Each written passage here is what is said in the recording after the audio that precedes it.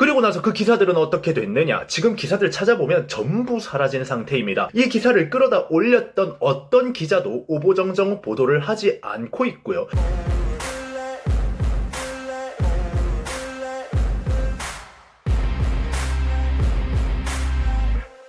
자, 유튜브 시청자 여러분들 반갑습니다. 인지용입니다. 최근 며칠 동안 굉장히 커뮤니티에서 이슈가 됐던 이야기가 있어요. 배우 한예슬님 관한 이슈였는데, 보통 어떤 이슈가 하나 터졌을 때 커뮤니티로 이슈들이 퍼지다 보면 의견들이 커뮤니티별로 굉장히 많이 나뉘게 됩니다. 요즘은 커뮤니티가 분야별로 많이 갈라져서 정치적으로 나뉘어져 버린 곳들도 있고 남녀가 나뉜 곳도 있고, 이러다 보니까 한 이슈를 대하는 커뮤니티의 반응이 확연하게 확 갈라지는 경우들이 굉장히 많습니다. 그런데 이번 이슈 같은 경우는 진짜 모든 커뮤니티가 대통합이 되어서 한국 기자들의 현실을 비판했던 사건이라 제가 한번 들고 와봤습니다. 그리고 이번 이슈를 모르시는 분들은 이번 영상을 보면서 생각 정리를 한번 해보실 수도 있을 것 같다는 생각이 들어요. 사건의 발단은 이렇습니다. 배우 한예슬님이 연애를 하고 계시죠? 그 연애권도 뭐 예전에 유튜브에서 이렇다 저렇다 하면서 말이 정말 많이 나왔었는데 사람들한테 박힌 이미지가 좋은 이미지로 박히지는 못했습니다. 이제 그 이미지를 이용해서 어그로를 끌어서 기자들이 조회수를 뽑아먹으려고 허위 기사를 쓴 겁니다. 여튼 한예슬 배우님이 남자친구와 미국에 여행을 간 걸 SNS에 사진을 올리게 됩니다. 인스타에 엔텔로프 캐니언에 놀러가서 사진을 찍은 걸 올린 건데,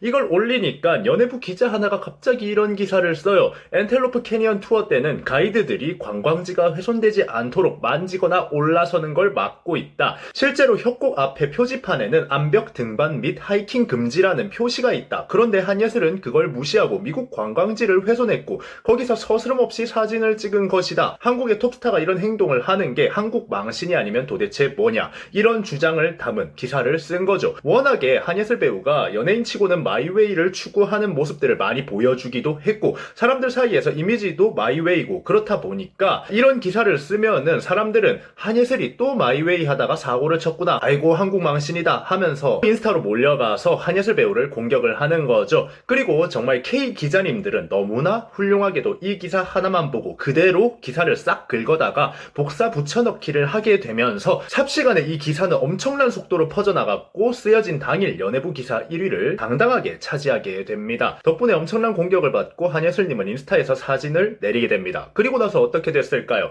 당연히 자극적으로 또 기사를 써야 되겠죠. 한예슬 인증샷 아무런 피드백 없이 삭제, 회피하면 끝인가, 이런 기사들이 또 우르르르르 쏟아지게 됩니다. 기사의 내용은 연하남은 옆에서 도대체 뭘 했나, 한국 망신이 아니냐, 이런 식으로 어그로를 끄는 기사들을 써놨더라고요. 그리고 연예부 기자들이야 뭐 워낙에 어그로 좋아하고 그러니까 그럴 수 있다고 보는데, 이제는 사회부 기자들까지 대한민국 망신이다 이러면서 또 그 뉴스를 그대로 복사 붙여넣기 해서 사회부에까지 올리게 됩니다. 이게 꼬박 이틀 동안 계속해서 기사가 쏟아져 나왔었고요. 연예부 기사는 이제 댓글창이 막혀서 댓글 자체를 볼 수가 없는 상태인데, 사회부 기사는 댓글을 쓸 수가 있습니다. 그러니까 더 공격받기 쉬운 위치에 놓여지게 되는 거죠. 거기다가 정치 사회 기사 일일이 찾아가며 댓글 쓰시는 분들 같은 경우에는 입이 굉장히 험하신 분들이 많죠. 정말 입에도 담지 못할 공격이 감행이 되었었는데, 사실 이 기사는 어그로를 끌기 위한 오보였던 겁니다. 아무런 팩트가 체크되어 있지 않은 진짜 그랜드 캐년은 가보지도 않은 기자들이 뇌피셜 굴려서 그냥 이럴 것이다 하면서 기사를 쓴 거였어요. 그리고 그 기사 하나에 모든 기자들이 오 개꿀 하면서 싹 긁어다가 붙여넣기 하고, 그게 사회부 기사까지 옮겨졌던 거고요.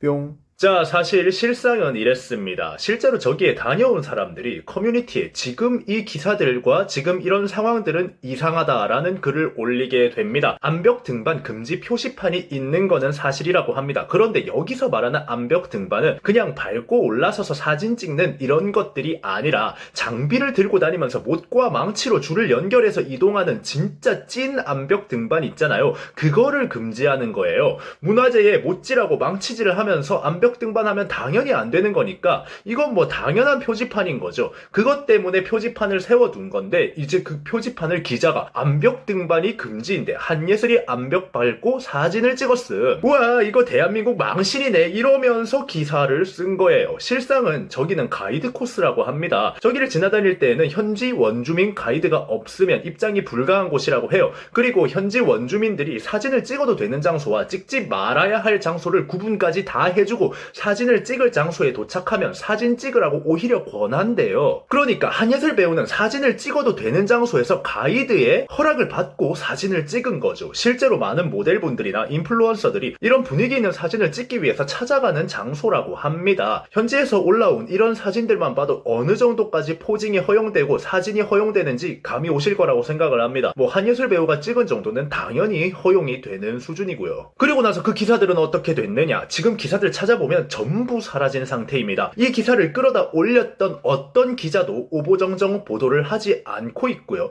글 내리고 빤스런을 다친 상태입니다. 나라 망신, 대한민국 망신 이러면서 글을 올려서 사회부까지 가게 만들었는데 도대체 누가 나라 망신일까요? 한예슬이 나라 망신일까요? 대한민국 언론이 이따위인 게 나라 망신일까요?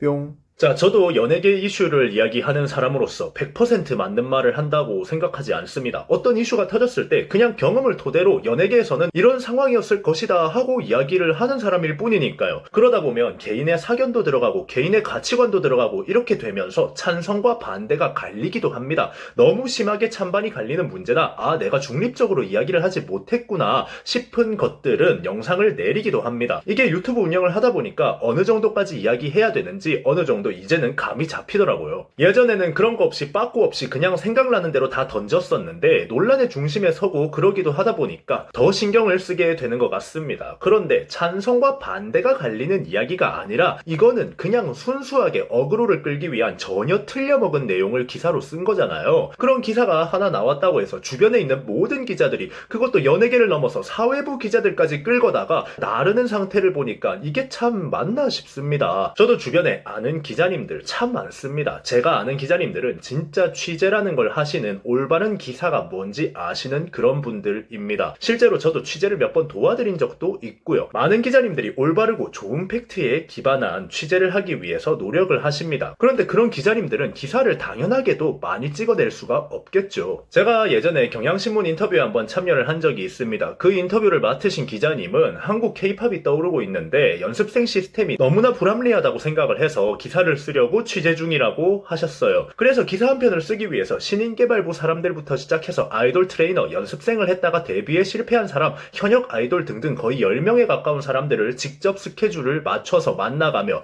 그렇게 다 취재를 하고 기사 한 편을 쓰셨습니다. 노력을 하신 만큼 그 기사는 그날 포털사이트 베스트 기사 3번째에 올랐죠. 영국 BBC 한인 기자분도 K-팝 관련으로 저에게 연락이 오신 적이 있어요. 그때는 취재할 때 서로 소통을 편하게 하기 위해서 전화로 하는 게 아니라 최대한 감정을 공유하기 위해서 영상통화를 이용해서 얼굴을 보고 그렇게 많은 대화를 나눴고 BBC에 기사가 올라가게 되었었습니다. 이런 식으로 정말 취재다운 취재를 하는 기자님들은 우리가 매일 보는 양산형 기사를 쓰지 않으십니다. 그렇게 하지도 못하죠. 한 20%에서 30% 되는 정도의 꿀 빨려고 하는 속칭 기레기들이 취재를 나갈 생각은 하지 않고 집구석에서 커뮤니티나 뒤적뒤적거리면서 야 커뮤니티에서 이렇대 하면 그걸 바로 기사 쓰고 남이 올린 기사를 복사 붙여넣기 해서 끌거다가 이름만 쏙 바꿔서 올리고 그렇게 하루에도 5편, 6편이 넘어가는 기사를 쓰게 됩니다. 그러면 우리 눈에 보여지는 건 정말 준비해서 쓴 알찬 기사들은 잘 보이지 않고 저런 양산형 기사만 눈에 띄게 되는 거죠. 우리가 보통 보게 되는 거 베스트에 올라간 글들이 보이게 되는데 하루에 기사 5, 6편 쓰는 게 며칠 동안 준비해서 한 편씩 쓰는 것보다 베스트에 올라갈 확률이 확실히 높습니다. 결국에 열심히 준비하시는 올바른 기자님들이 저런 사람들 때문에 손해를 보는 구조고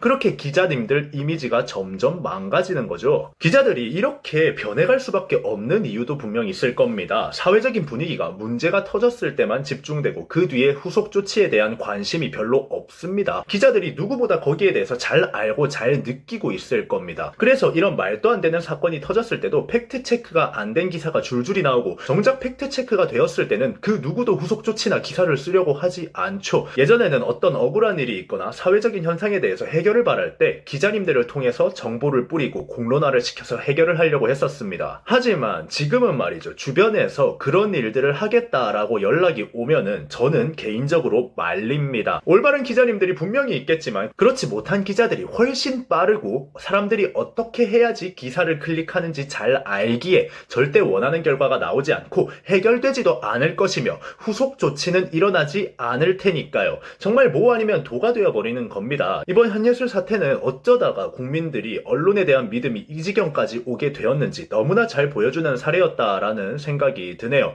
여러분들은 이번 영상 어떻게 생각하셨나요? 지금까지 인중이었습니다. 감사합니다.